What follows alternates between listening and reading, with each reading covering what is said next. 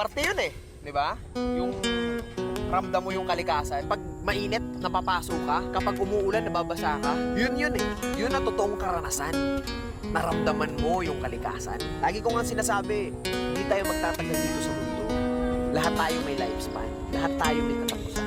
Nasa sa atin na lang yun kung ano ba talaga yung gusto natin na mangyari sa buhay natin dito sa mundo to habang nabubuhay pa tayo. Maraming beses man tayong magkamali, maraming beses man tayong madapa. Kung ganun din karaming beses natin itatama ang mga mali. At kung ganun din karaming beses tayo babangon sa pagkadapa, parehas lang yun. Parte yun eh, di ba? Yung ramdam mo yung kalikasan. Pag mainit, napapaso ka. Kapag umuulan, nababasa ka. Yun eh. Yun ang totoong karanasan. Naramdaman mo yung kalikasan. Lagi ko nga sinasabi, hindi tayo magtatagal dito sa mundo. Lahat tayo may lifespan. Lahat tayo may katapusan. Nasa sa atin na lang yun kung ano ba talaga yung gusto natin na mangyari sa buhay natin dito sa mundo to habang nabubuhay pa tayo.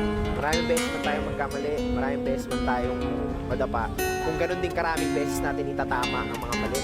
At kung ganun din karaming beses tayo babangon sa pagkadapa, parehas lang yun.